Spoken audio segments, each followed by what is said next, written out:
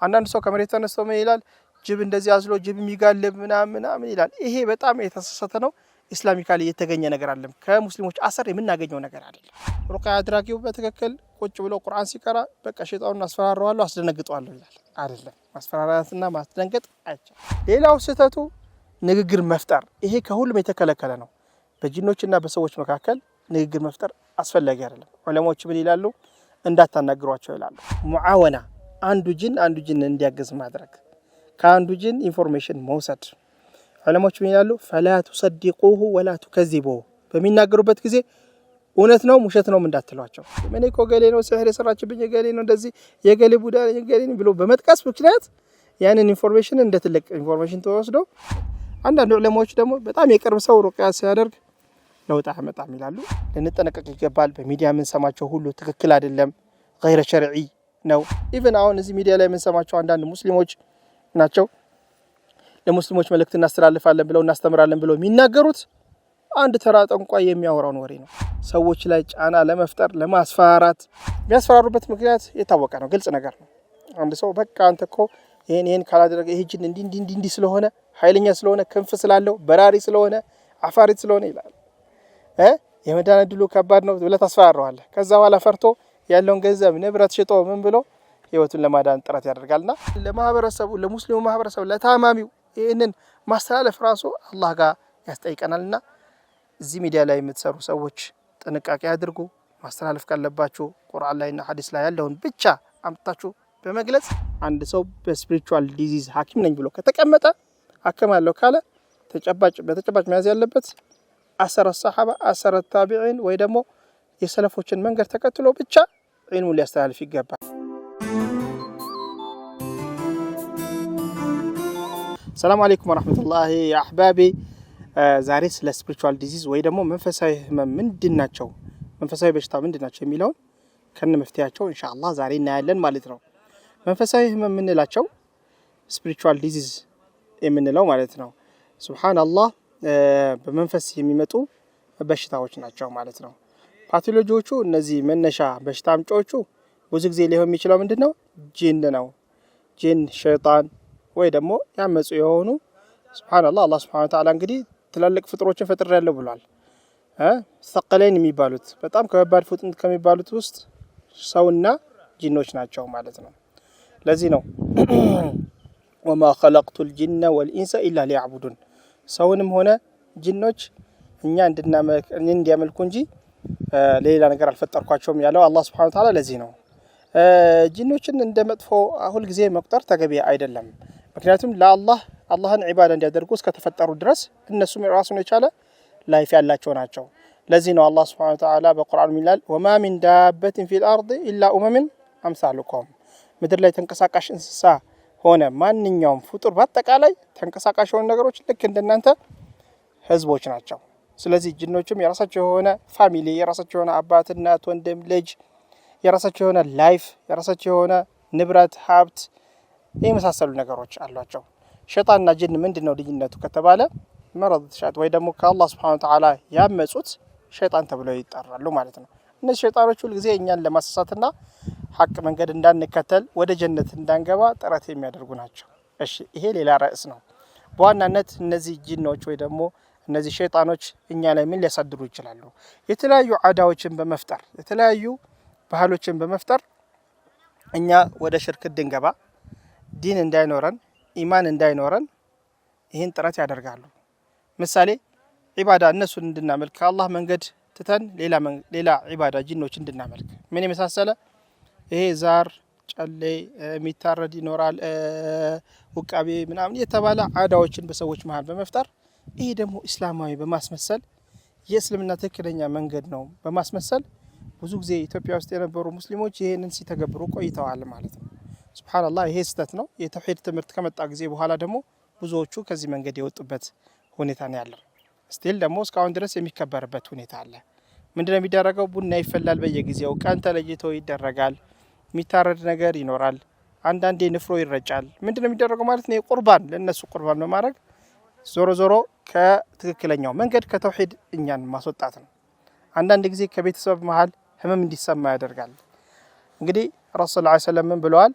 አልጂኑ ጂን ማለት ሸይጣን ማለት ልክ የጅሪ በመጅሪ ደም የሰው ልጅ ደም መዘዞሪያ ላይ መዘዞር አቅም አለው አላህ ይሄን መብት ሰጥቶታል አለ ስለዚህ ምን ያደርጋል ከቤተሰብ ውስጥ አንድ ሰው በማሳመም ሽርክ እንድንሰራ ያስገድደናል እቺ ሴት እንድድን ከፈለጋችሁ እቺ ልጅ እንድድን ከፈለጋችሁ ጥቁር በሬ ረዱ ጥቁር በግ ረዱ ዶሮ እንደዚህ ያድርግ ይያሉ የተወሰነ ባህል ውስጥ እንድንገባ ያደርጉናል ማለት ነው ይሄ ባዕድ አምልኮ ይባላል ይሄ ደግሞ ከእስልምና ሙሉ ለሙሉ የሚያስወጣ ነው ማለት ነው እንደ ሚዲየተር የሚጠቀሟቸው አካላቶች አሉ ሰዎች እንደ መገናኛ ብዙሃን ማለት ነው ከነሱ ጋር ግንኙነት የሚያደርጉ ማንኛውም ሰው ጠንቋይ ተብሎ ይጠራል ለዚህ ነው የሩቅ ነገር ይናገራሉ ረሱላህ ሰለላሁ ዐለይሂ ወሰለም ምናሉ ማን ይطلع على الغيب የሩቅ ነገር የተናገረ ሰው فقد كفر ከፍሯል አሉ ማን ይطلع على الغيب فهو كاهن የሩቅ ነገር የተናገረ የነገዋን ነገር የተናገረ ጠንቋይ ነው ተጠንቀቁት ብለው ረሱላህ ሰለላሁ ዐለይሂ ወሰለም ተናግረዋል በሌላ ሐዲሳቸው ምናሉ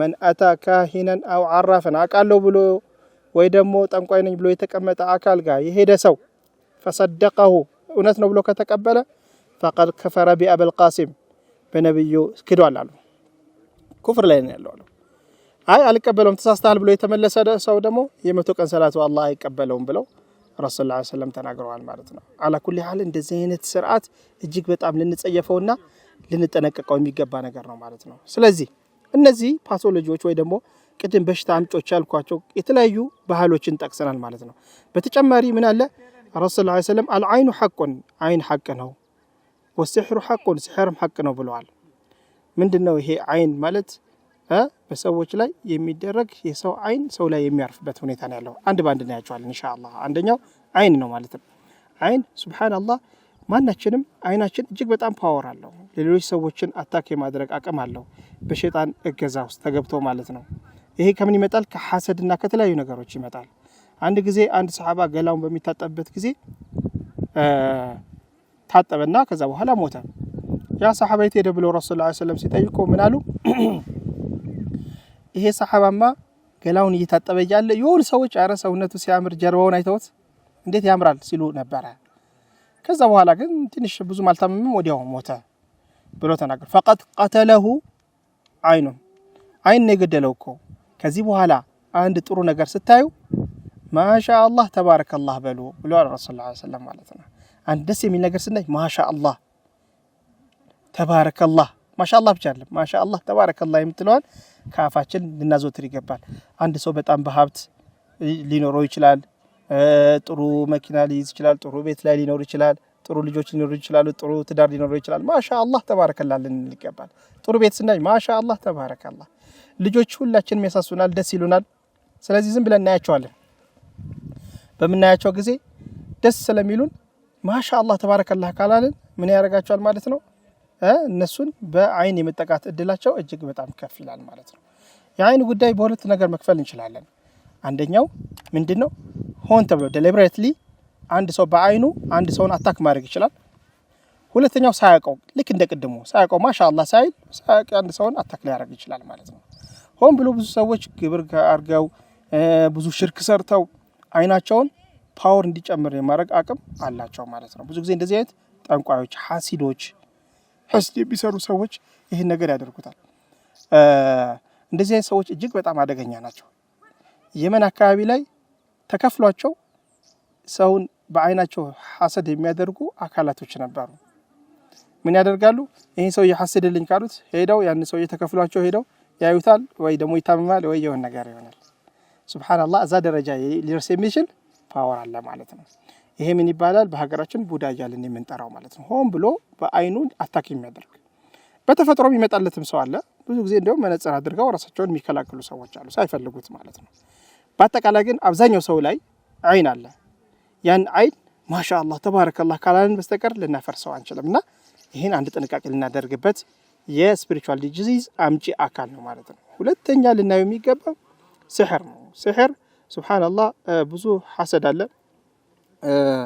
ምቀኝነት አለ አንዱ በልጦ እንዲሄድ አይፈልግም ስለዚህ ምን ያደርገዋል እንዲጎዳ ያደርገዋል ምን በማድረግ ጠንቋይ ጋር ሄዶ በመነጋገር የራሱን ውል በመፈራረም በተለያየ ምክንያት በሚጫስ በሚቀባ ኢቭን አሁን በስልክ ራሱ ቴክኖሎጂ ተጠቅሞ ራሱ ሰዎችን አታክ የሚያደርግበት ሁኔታ አለ ማለት ነው ይሄ ሲህር ረሱላህ ሰለላሁ ዐለይሂ ወሰለም ሲሕር የተሰራባቸው በማን ነው? በአይሁድ ይባላል።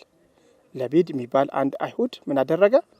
ልጆቹን ይልክና ረሱል ሰለላሁ ዐለይሂ ወሰለም ጋር ያገለግሉ ነበር። ልጆቹ ከነሱ ኢንፎርሜሽን በመውሰድና ጸጉራቸውን ይዞለት እንዲመጣ በማድረግ በ9 መርፌ አድርጎ ምን አደረገ?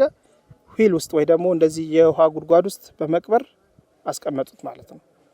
ስለዚህ ከዛ በኋላ ረሱል ሰለላሁ ዐለይሂ ወሰለም በጣም ታመሙ። ምን ይል ነበር? ወካነ ያእቲ አህለሁ ወለም ያሕሰቡ ምን ያስቡ ነበር? ቤታቸው የገቡ ይመስላቸዋል፣ ሳይገቡ ማለት ነው። ተኸዩል ያደረግባቸው ነበር፣ ያመሳስልባቸው ነበር ማለት ነው።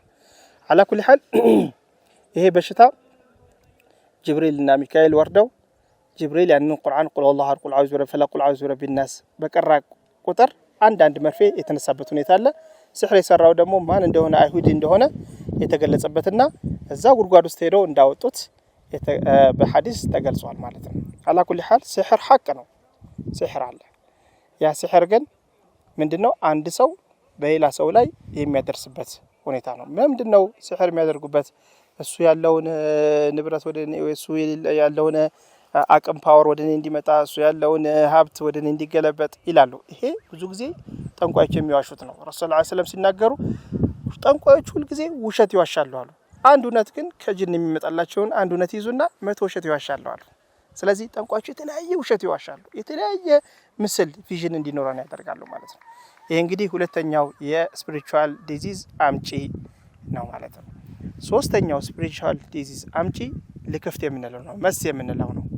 ይሄ እንግዲህ ሁላችንም ጥንቃቄ ልናደርግበት ይገባል ማለት ነው። ረሱል ሰለላሁ ዐለይሂ ወሰለም ምን አሉ? አንድ ሰው ሽንት ቤት ጸዳዳ በገባበት ጊዜ ምን ይበላሉ? አላሁመ ኢኒ አዑዙ ቢከ ሚነል ኹብሲ ወል ኸባኢስ፣ ከሴትም ሆነ ከወንድ ቆሻሻ ከሆኑ ጅኖች እጠበቃለሁ በል። ለምን? ውስጥ እዛ ስለሚገኙ ተደብቀው ስለሚቀመጡ ማለት ነው። ለምን ነው ሽንት ቤት የሚቀመጡት ከተባለ ቆሻሻ ቦታ ላይ ለምን ይቀመጣሉ ጅኖች ከተባለ ብዙ ጊዜ ከሰዎች ስለሚሸሹ ነው። ሰዎችን ይፈራሉ። ቁርአን ላይ ምንድነው የተገለጸው? ወካነ ሪጃሉ ሚነል ኢንሲ የዑዙነ ቢሪጃሊ ሚነል ጂኒ ፈዛደሁም ረሃቃ አይደለ? አንድ ሰው ሱብሃንአላህ አንድ ሰው ጂኑን ፈርቶ ጥበቃ ከሱ ከፈለገ አላህ ውርደትን ያከናንበዋል ማለት ነው። ስለዚህ ሁል ጊዜ አላህ በቁርአን የነገረን ነገር ምንድነው? ወለቀድ ከረምና በኒ አደም፣ የሰው ልጅን አልቀነዋል አለ። ከማንኛውም ፍጡራኖች የላቀ ነው። ጂን ማለት በጣም ኢምንት የሆነና ሰዎች ባሉበት አካባቢ መቀመጥ የማይችል የሚፈራ ነው። ግን ፈርተን እኛ ከጂኖች ጥበቃ ከፈለግን ግን የበላይ የሆኑብንና ውርደትን ያከናንቡናል፣ አደጋ ያደርሱብናል ማለት ነው። ስለዚህ ጂኖች ሰው ቤት ላይ ተደብቀው ይገኛሉ በትክክል። እንደዚሁም ሽንት ቤት ላይ፣ ቆሻሻ ቦታ ላይ፣ ሰው ላይ ደርስበት የሚችልበት ቦታ ላይ ሁሉ አሉ። ያንን አልፈን በምንሄድበት ጊዜ ልክፍት ይነካናል። ምን ካላደረግን? ዱዓና ዚክር ካላደረግን በስተቀር ማለት ነው። ስለዚህ ሽንት ቤት ስንገባ ይሄንን አላሁመ ኢኒ አዑዙ ቢከ ሚነል ኹብሲ ወል ኸባኢስ ብለን ማለት አለብን። ያለበለዚያ ደግሞ እነሱ ልንጎዳቸው እንችላለን። እዛ ላይ በቀጥታ ገብተን ሽንታችን ከሸናን እነሱ ላይ ያንን ነገር አዛ ልናደርስባቸው እንችላለን። በንዴት እኛን አታክ ሊያደርጉንና ሊያጠቁን ይችላሉ። የዛን ጊዜ ልክፍት ይባላል፣ መስ ይባላል ማለት ነው። ሌላ ምን አለ ረሱል ሰለላሁ ዐለይሂ ወሰለም? መግሪብ በሚሆንበት ጊዜ ፀሐይ ልትገባ 3 ሰዓት አላቸው የመሰራጫ። አንደኛው ፀሐይ ልትገባ ስትል ፀሐይ መግቢያው ሰዓት ላይ ሌሊት እና እንደዚህም ደግሞ ፀሐይ አናት ላይ በምትሆንበት ጊዜ ጂኖች ይሰራጫሉ አሉ። ለዚህም ረሱል ሰለላሁ ዐለይሂ ወሰለም መፍትሄ ሰጥተዋል። አንደኛ በሚመሽበት ጊዜ ልጆቻችሁን ሰብስቡ፣ አታስወጧቸው። ከዛ በኋላ በር ዝጉ፣ መስኮቶችን ዝጉ፣ ውሃ ክደኑ፣ ያልጠፋ መብራት ካለ ሻማም ካለ አጥፎ፣ ውሃ መክደኛ እንኳን ባልዲያችሁ ላይ መክደኛ ካጣችሁ እንጨት እንኳን አስቀምጡ ቢስሚላህ ብላችሁ ብለው ሰውን አድርሱ ብለው ረሱል ሰለላሁ ዐለይሂ ወሰለም ተናግረዋል። ለምንድን ነው? በዛን ጊዜ ጂኖች የመሰራጨትና እኛን የመልከፍ እድል ስላላቸው ማለት ነው። ሌላ ምን አሉ? ቂሉ ኢነ ሸይጣን ላ የቂል አሉ። ከዙሁር በኋላ ያለችው ሰዓት ተኙበት፣ ተኙ። በዛ ሰዓት ሸይጣን አይተኛም አሉ። ስለዚህ ተኝታችሁ ጊዜውን አሳልፉ ብለው ሱናም ነው ከዙሁር በኋላ መተኛት። ሁለተኛ ለሌሊት ለሰላትም ንቃትን ይፈጥራል ማለት ነው። طيب መፍትሄው ይሄ ነው ማለት ነው። ሌላ ወሚን ሸር ጋሲቅን ኢዛ ወቀብ፣ ሌሊቱ ግማሹ ባለፈ ሰዓት ሸይጣኖች ስርጭት አለ እኩለ ሌሊት ላይ ማለት ነው። በዛ ሰዓት እንቅስቃሴ ማብዛት ተገቢ አይደለም ማለት ነው። ለዚህ ነው አላህ ወሚን ሸር ጋሲቅን ኢዛ ወቀብ፣ የሌሊቱ ግማሽ ባለፈ ሰዓት፣ በዛ ሰዓት ጂኖችና ሸይጣኖች የመሰራጨት ሁኔታ አለ። ለዚህ ነው በረሃማ አካባቢ የምንኖር ሰዎች ሰው የሌለበት አካባቢ ላይ የምንኖር ሰዎች ምን አለ ማለት ነው ሸይጣኖች እዛ አካባቢ ላይ ስላሉ ለመለከፍ እድል ይፈጥረናል ማለት ነው። ስለዚህ ሌሊት አካባቢ ዚክር እያደረግን እንጠበቅ ይገባል። ሌላ ረሱል ሰለላሁ ዐለይሂ ወሰለም ከመስ እንድንጠበቅ ምን አደረጉ?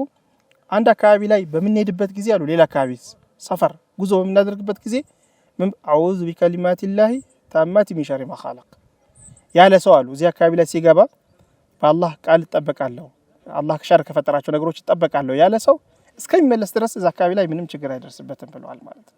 አላኩል ሐል ምንድነው ስፒሪቹዋል ዲዚዝ እንዳይነካን የተለያዩ ምልክቶች ረሱል ሰለላሁ ዐለይሂ ወሰለም ሰጥተውናል ማለት ነው።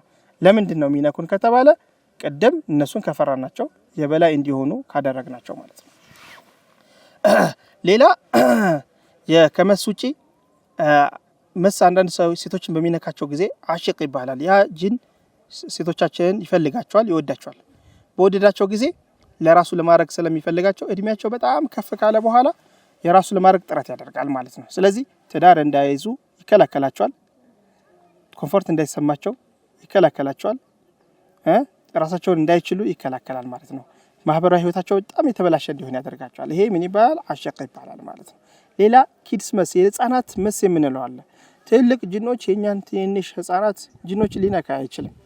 ለምን? ሱብሃንአላህ አላህ ይሄን ይፈቅድለት ሁኔታ አይደለም ያለው ማለት ነው። አይፈቅድላቸውም ትልቅ ጅኖች፣ ግን ህፃናት ጅኖች የኛን ህፃን ጅኖች ሊነካል። የዚህ ሲምፕተም ምንድነው? ምልክት ብዙ ጊዜ በሚለክፋቸው ጊዜ በጫውታ እነሱ ጅኖች በሚጫወቱበት ጊዜ የኛ ልጆች እነሱ ላይ ከደረሱ ይለክፏቸውና ምን ያደርጓቸዋል? የኦቲዝም ሲምፕተም እንዲኖር ያደርጋቸዋል። እሺ መናገር እንዲያቀታቸው ያደርጋሉ። ባህሪያቸው እንዲቀያየር ያደርጋል። ህፃናት የሚወዱት ነገር ጣፋጭ ነገር እንዲበሉ ያደርጋል። ኢንሻአላህ በህፃናት መስላይ ኢንሻአላህ አንድ ፕሮግራም እሰራለሁ። ባጭሩ ግን ለመግለጽ ያህል ምንድነው ሱብሃንአላህ ሚጥል በሽታ ድረስ ያደርሳቸዋል። መላሳቸው ተይዞ እንዲቀር ያደርጋል። እስከ 15 ዓመት ግን እንደዚህ አይነት በሽታ ሲመጣ የመዳን እድል አለው። ከዛ በኋላ ግን እየጠነከረ ይመጣል ማለት ነው። ለምንድነው ከተባለ ውስጣቸው ስለሚገቡባቸው እነዚህ ጅኖች የኛ ህፃናት ልጆች ቶሎ ያድጋሉ። እነሱ 500 1000 ዓመት ስለሆነ እድሜያቸው ቀስ እያሉ ስለሚያድጉ ሁሉ ጊዜ ልጅነት ይታይባቸዋል እነዚህ። ስለዚህ ትምህርት ላይ ትኩረት አያደርጉም፣ ቁርአን ላይ ትኩረት አያደርጉምና ኢንሻአላህ የዚህ ሌላ ፕሮግራም ስለምሰራበት ባጭሩ ይሄ የአንድ የስፒሪቹዋል ዲዚዝ አምጪ አካል ነው ማለት ነው።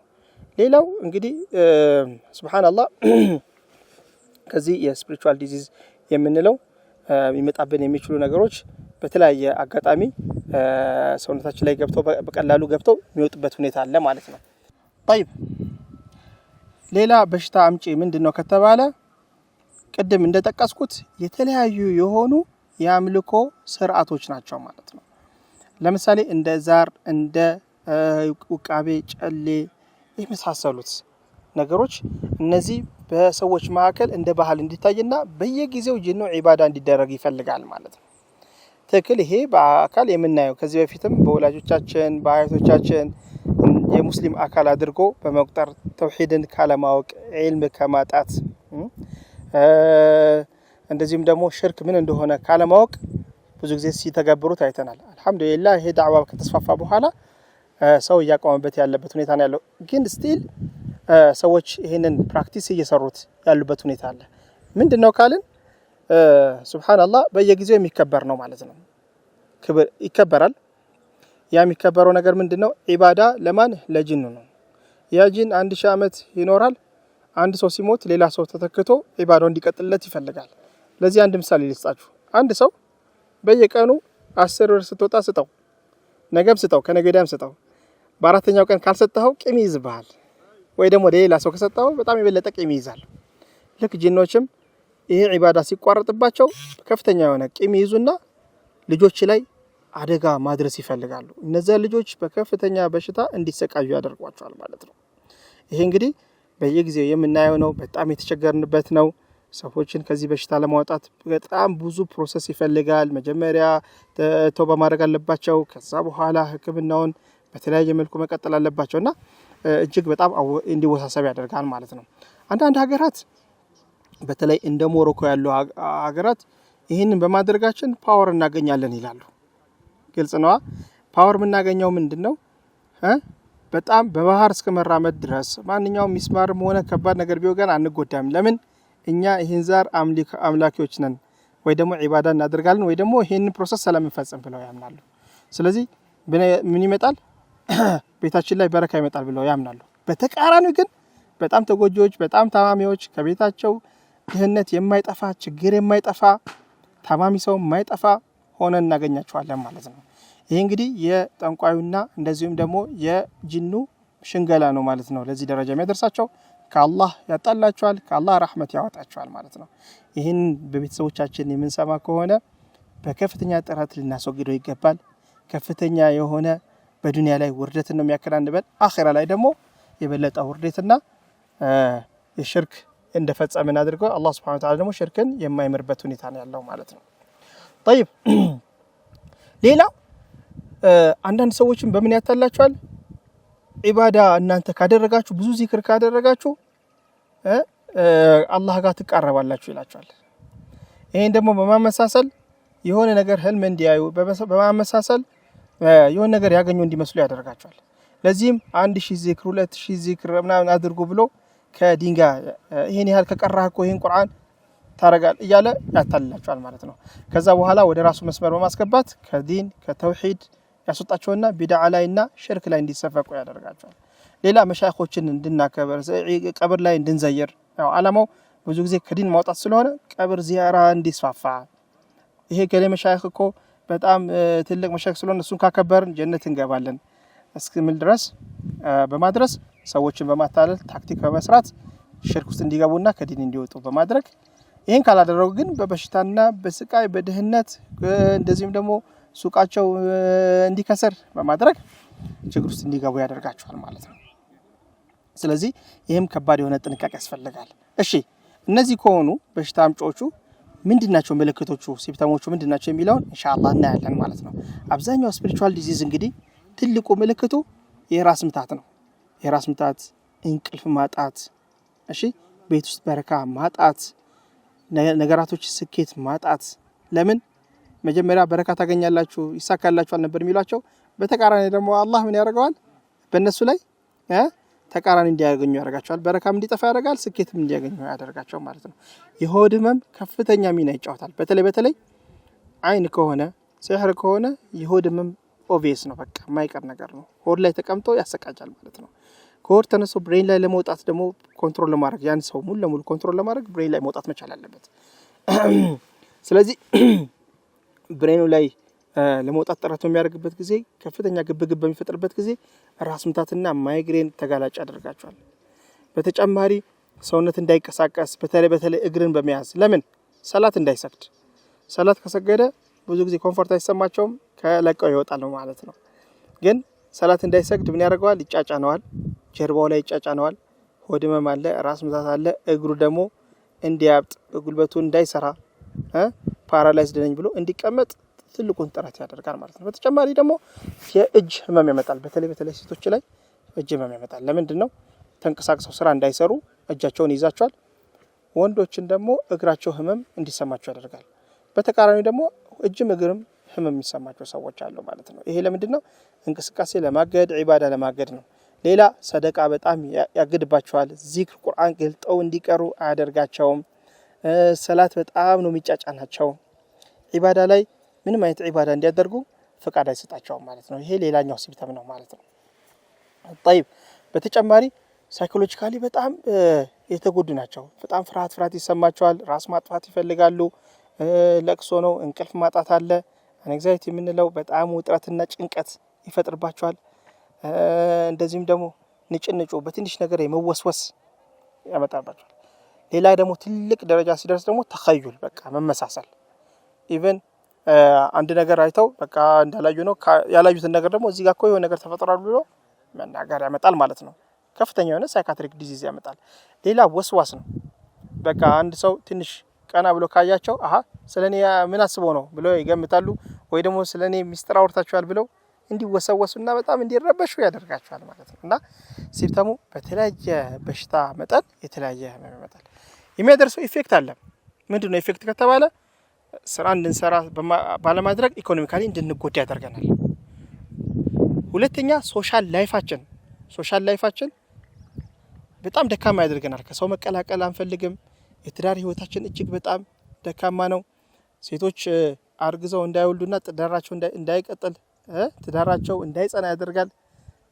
ወሊድ ላይ እንደዚህም ደግሞ ከባላቸው ጋር የሚያደርጉትን ግንኙነት ይሄን በጣም እንዳይስማማቸውና ህመም እንዲሰማቸው በማድረግ ፍላጎት እንዲያጡ በማድረግ የማህበራዊና ህይወትና ተደራቸው እንዲረብሽ ያደርጋል። ሌላ ህፃናቶች ራሱ ቤት ውስጥ ያሉ ልጆች የራስህ ልጆች ይበጠብጡሃል፣ ይወሰውሱሃል። በሚንቀሳቀሱበት ጊዜ የራሳቸውን እንቅስቃሴ ወይ ደግሞ ጨዋታ የሚጫወቱበት ጊዜ በጣም ይወሰውሳናል። ራሳችንን እነሱ እየተጫወቱ ነው እንወሰውሳለን። ከነሱ ከቤታችን ከክፍሉ እንዲወጡ ያደርጋሉና ይሄ አንድ ራሱን የቻለ ማህበራዊ ህይወታችን እንዲበላሽ በማድረግ ነው። ሌላው ከሲምፕተም ውስጥ ቅድም ያልኩት ኢኮኖሚካሊ የመጉዳት ስራ ይሰራል ማለት ነው። አንድ ሰው ስራ ሰርቶ እንዳያገኝ በጣም ዲፕሬሽን እንዲሰማው ወደ ሱቁ ወይ ደግሞ ወደ ስራው ሄዶ የመስራት ፐርፎርማንሱ እንዲቀንስ በማድረግ ሁለተኛ ደግሞ ገንዘብ እጁ ላይ ያለው እንዲባክን በቃ በሚሆን ነገር እየገዛ ገንዘቡ እንዲያጠፋ በማይጠቅም ነገር እንደዚሁም ደግሞ ሰው ገንዘብ አበድረኝ ብሎት አበድሮት የማይመለስበት ሁኔታ በማድረግ ገንዘቡ እንዲባክን ንብረቱ ሀብቱ እንዲባክን ያደርጋል ማለት ነው። ስለዚህ ኢኮኖሚካሊ የሚጎዳበት መንገድ አንዱ የሲምፕተሙ አካል ነው ማለት ነው። ሌላኛው ሲምፕተም ምንድነው? ሳይኮሎጂካሊ ነው። እንደዚህ አይነት በስፒሪቹዋል ዲዚዝ የተጠቃ ሰው ሁልጊዜ ሳይኮሎጂካሊ ፊት አይደለም። ምንድነው? ኮንፊደንስ አይኖረውም፣ ለነገራቶች በራስ መተማመን ያጣል፣ ሁልጊዜ ጭንቀት ነው፣ ውጥረት ነው። አንድ ነገር ከተዛነፈ በጣም ይረበሻል። ለምን ይዛነፋል ይላል። ቤት ውስጥ ሶፋ አቅጣጫውን ቀየረ ብሎ ይረበሻል። ይሄ ስፒሪቹዋል ዲዚዝ አንዱ አካል ነው ማለት ነው። ስለዚህ ሳይኮሎጂካሊ ኮንፊደንስ አይኖረውም፣ ሁልጊዜ በሽተኛ ነኝ ብሎ እንዲያስብ ያደርገዋል። እኔ እኮ ከህመሜ የምድንበት ሁኔታ አይኖርም ብሎ ተስፋ የሚቆርጥበት ሁኔታ አለ ማለት ነው። ይሄ ሳይኮሎጂካሊ አታክ የሚደረግበት። ሌላው ሲምፕተም ምልክቶቹ ምንድናቸው? ወይ ደግሞ የሚያደርሱት ተጽዕኖ ምንድነው? ፊዚካል ህመሞች ያመጣሉ። ቅድም የጠራናቸው አካላዊ ህመሞች፣ የተለያየ በሽታ ትላልቅ በሽታዎች ሊሆኑ ይችላሉ። እንደ ስኳር፣ ግፊት የመሳሰሉ ነገሮች እንዲበረቱ ያደርጋል። አንድ ሆስፒታል ላይ ሄደን አንዱን ስንታከም ሌላ በሽታ መጥቶ ደግሞ ድጋሚ ሌላ ምርመራና ሌላ ህክምና ያስፈልጋል የሚባልበት ሁኔታ ይፈጠራል ማለት ነው። በተጨማሪም ብዙ አይነት በሽታዎች አንድ ሰው ላይ እንዲመጣና ውስብስብ መወሳሰብን እንዲፈጠር ያደርጋል። ለሐኪሞች ማከም እስከሚያቅታቸው ድረስ ማለት ነው። አንዳንድ ሐኪሞች ማሻአላህ ትንሽ የተወሰነ ግንዛቤ ስላላቸው ትንሽ ሩቅያ ሞክሩ ምናምን ይላሉ። ክርስቲያኖች ደግሞ እስቲ ጠበልም ጸሎትም ሞክሩ የሚሉበት ሁኔታ አለ ማለት ነው። ለምን? ማከም እስከሚከብዳቸው ድረስ ይወሳሰባል።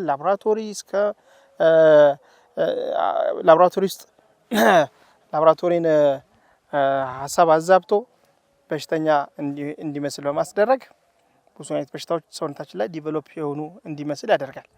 ይሄ ሁሉ ግን በስፒሪቹዋል ዲዚዝ የመጣ ነው ማለት ነው። ሌላው የሚያደርሰው ተጽዕኖ ምንድነው?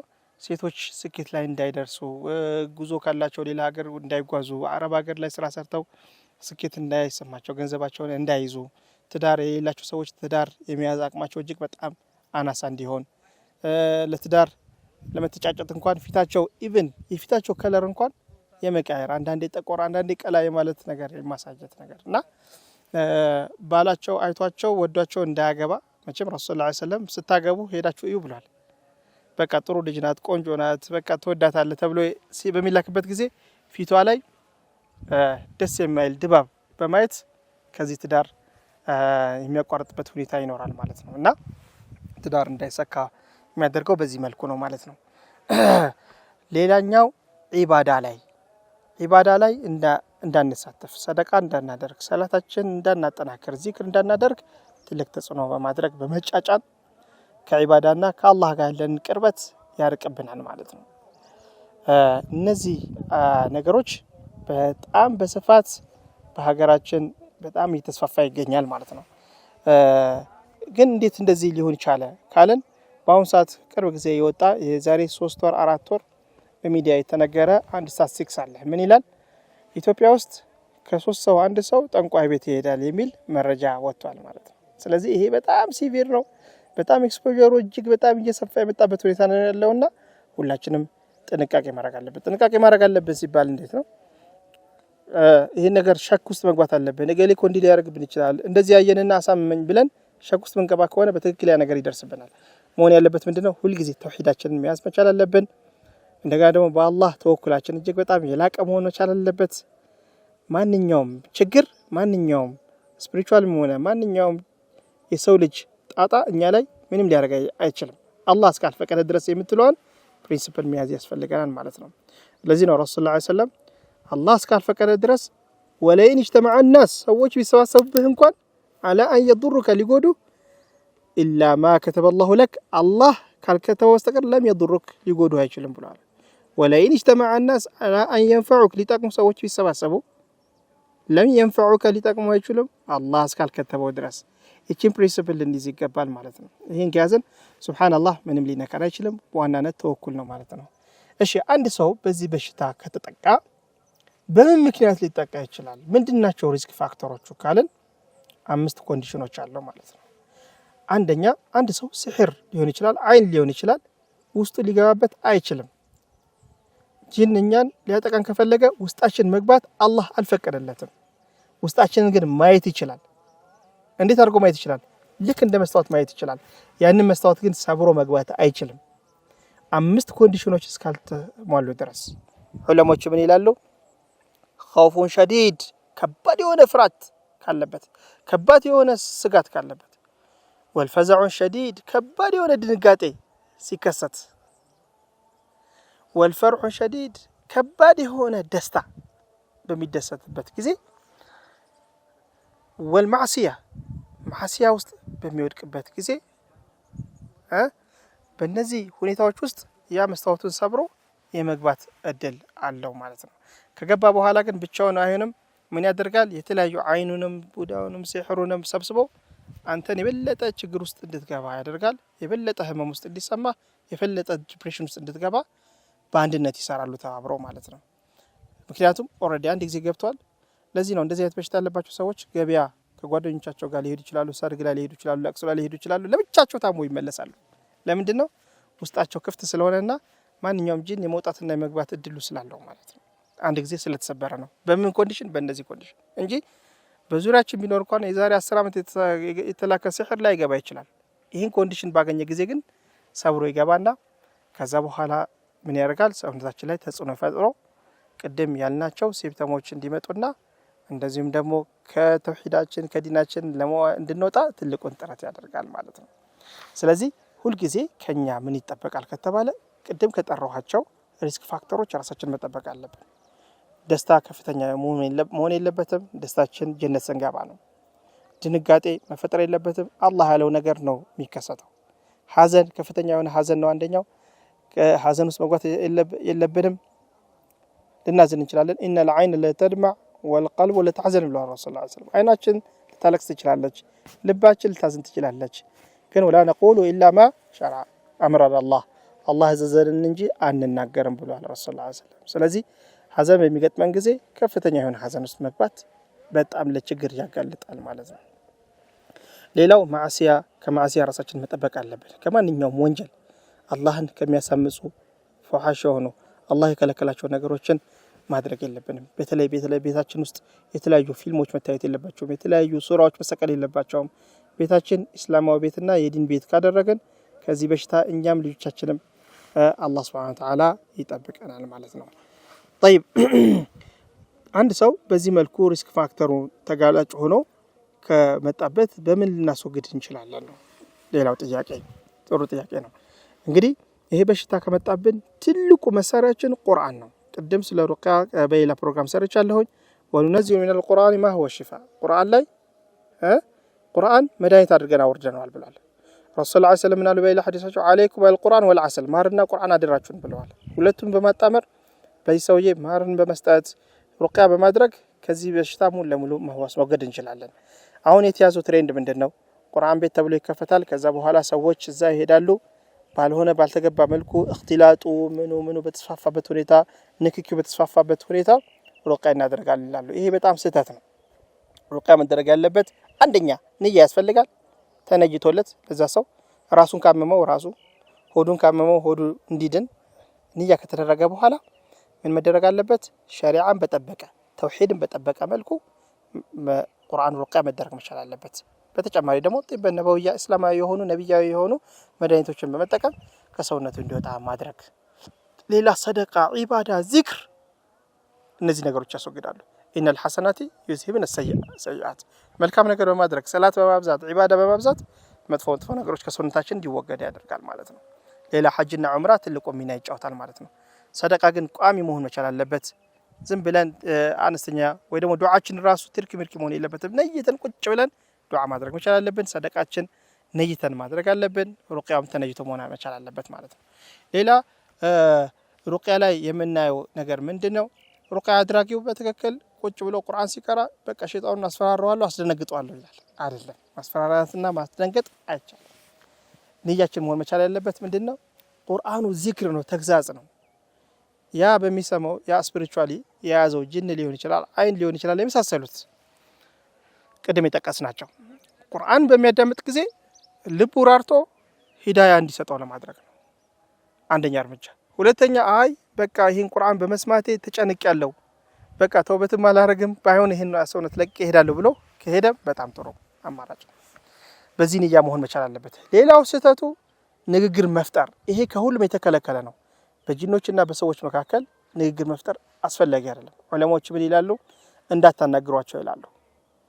ኢቭን ለመውጣት ሲፈልጉ ምልክት ሲሰጧቸዋል። መውጣት እንፈልጋለን ካሉ መውጫ መንገዱን ብቻ በማሳየት በቃ ውጣ፣ خلاص ውጣ፣ ቁርአኑን ዚክሩን መጀመሪያ ተውበት አድርግ፣ አላደርግም ካልክ በቃ ውጣ የሚለውን ማስገንዘብ ያስፈልጋል። አይ ሻሃዳ ያስፈልጋለሁ ካለ ሻሃዳውን ብቻ ማስያዝ፣ ከዛ በኋላ ንግግር መናገር አስፈላጊ አይደለም ብሎ ዑለሞች ይናገራሉ። በተለይ ኢብኑ ዑሰይሚን ምንም አይነት ንግግር አያስፈልግም፣ ሩቅያ ማድረግ ብቻ ነው አስፈላጊ ነገር መደረግ ያለበት ብሎ ይናገራል ማለት ነው።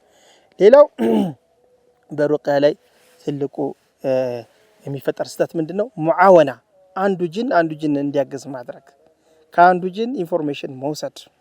ዑለሞች ምን ይላሉ? ፈላ ቱሰዲቁሁ ወላ ቱከዚቡሁ፣ በሚናገሩበት ጊዜ እውነት ነው ውሸት ነው እንዳትሏቸው።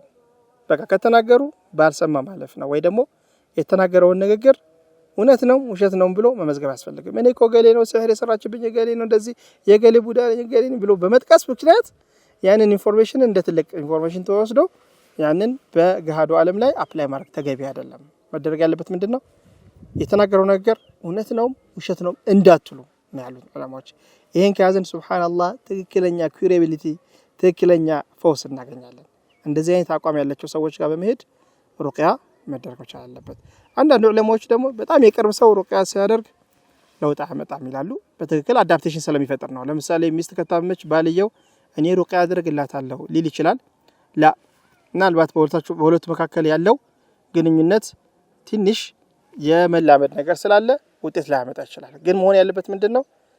ሩቅያ ሌላ ሰው የሚያደርግ ከሆነ አጠገብ ተቀምጦ ኸልዋ ሳይፈጥር ያንን ሩቅያ እያዳመጠ ኸልዋውን ልዩነቱን ጋፑን ፈጥሮ ሩቅያ ማድረግ ይችላል ማለት ነው። በአሁን ሰዓት ግን በጣም ብዙ ሙላሐዛዎች እያየን ያለ ነው። የተለያዩ ቁርአን ቤቶች የተለያየ የሆኑ ስህተቶች እየተፈጠሩ ነው። ኢቭን አንዳንድ ሩቅያ እናደርጋለን የሚሉ ሰዎች ከዚህ ቅድም ከተናገርኩት ውጪ የሆነ ዒልም ወይ ደግሞ በቁርአንና በሐዲስ በዑለሞች ያልተገኙ ንግግሮችን በማምጣት ሰዎችን የሚያወዛግቡ አንዳንድ ሰዎች ሚዲያ ላይ እናያለን ማለት ነው።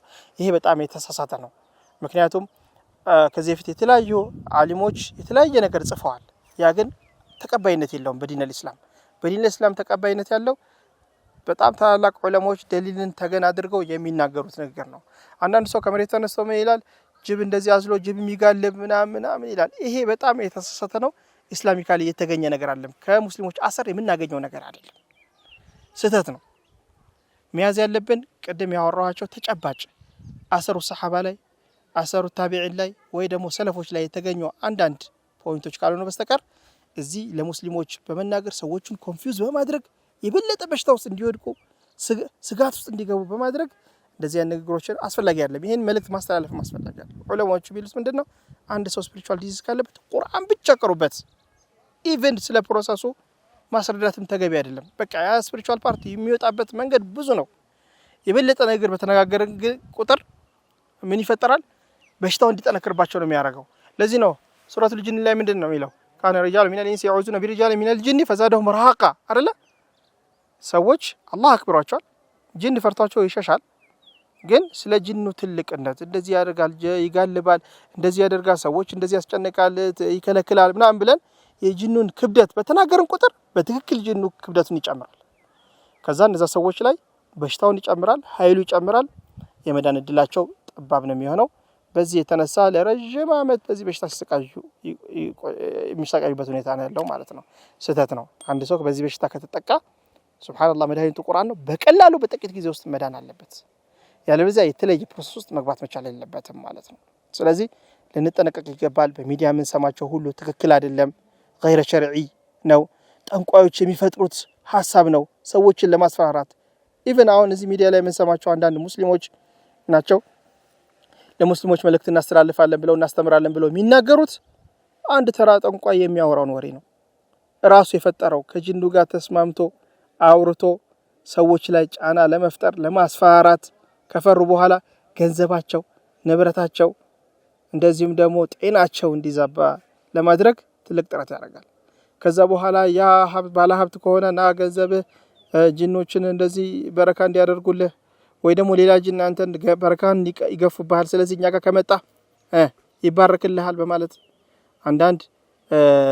አንዳንድ ደግሞ እንደዚህ ውሸተኛ ነብዮች ነን የሚሉ በሌላ ሃይማኖት ያሉ ሰዎችም የሚያደርጉትን ነገር እየሰማን ያለ ነውና እኛ ሙስሊሞች ጋር ይሄ ነገር መከሰት የለበትም። አንድ ሰው በስፒሪቹዋል ዲዚዝ ሐኪም ነኝ ብሎ ከተቀመጠ አከማለሁ ካለ በተጨባጭ መያዝ ያለበት አሰረ ሰሃባ አሰረ ታቢዒን ወይ ደግሞ የሰለፎችን መንገድ ተከትሎ ብቻ ዒልሙ ሊያስተላልፍ ይገባል። ከዛ ውጭ ግን ያሉ ንግግሮች ሰዎች እንዲፈሩ ስጋት ውስጥ እንዲገቡ ጂኑ ግን እንዲፋፋና እንዲያይል እነዛ ሰዎች እንዳይድኑ ያደርጋል። ለከፍተኛ ብዝበዛ ይጋለጣሉ ማለት ነው። የሚያስፈራሩበት ምክንያት የታወቀ ነው፣ ግልጽ ነገር ነው። አንድ ሰው በቃ አንተ እኮ ይሄን ካላደረገ ይሄ ጂን እንዲህ ስለሆነ ኃይለኛ ስለሆነ ክንፍ ስላለው በራሪ ስለሆነ አፋሪት ስለሆነ ይላል የመዳን እድሉ ከባድ ነው ብለህ ታስፈራረዋለህ። ከዛ በኋላ ፈርቶ ያለውን ገንዘብ ንብረት ሽጦ ምን ብሎ ህይወቱን ለማዳን ጥረት ያደርጋልና ይህም ንግግር ይሄን ትምህርት አስፈላጊ ትምህርት አይደለም። ሲጀምር ይሄ ዒልም መተላለፍ ያለበት ለጥቂት ሰዎች ነው፣ ለዑለሞች ነው። ኢቭን ዒልሙ ቢኖር እንኳን ማለት ነው እውቀቱ ቢኖር እንኳን ለጥቂት ዑለሞች ፈضل ኪፋያ ስለሆነ ማለት ነው። ያንን ይዘው ለነዛ ሰዎች ህክምናውን ለመስጠትና ነገራቶችን ኮንትሮል ለማድረግ እንዲመች ዒልሙ ቢተላለፍ ችግር የለውም። ለማስገን ለማህበረሰቡ ለሙስሊሙ ማህበረሰብ ለታማሚው ይሄንን ማስተላለፍ ራሱ አላህ ጋር ያስጠይቀናልና እዚህ ሚዲያ ላይ የምትሰሩ ሰዎች ጥንቃቄ አድርጉ። ማስተላለፍ ካለባችሁ ቁርአን ላይና ሐዲስ ላይ ያለውን ብቻ አምጥታችሁ በመግለጽ ለነዛ ሰዎች መፍትሄያቸው ቁርአን አለ። የተለያዩ ጥበብ ነበዊ እስላማዊ የሆኑ ህክምና የሚሰጡ መድኃኒታማ የሆኑ በቁርአንና በሐዲስ የተሰጡ እጽዋቶች አሉ። እነሱ በመጠቀም ከዚህ በሽታ መዳን ይቻላል። ከዛ በላይ አልፎ መሄድ ተገቢ አይደለም የሚል መልእክት ማስተላለፍ ፈልጋለሁ። በዚህ ዒልም ዙሪያ ላይ በእኛ ማዕከል ላይ ስልጠናዎች እንሰጣለን። የምንሰጠው ግን በደንብ ክራይቴሪያውን ላሟላ ሰው፣ የቁርአን እውቀቱ የላቀ ኢማን ያለው ሰው።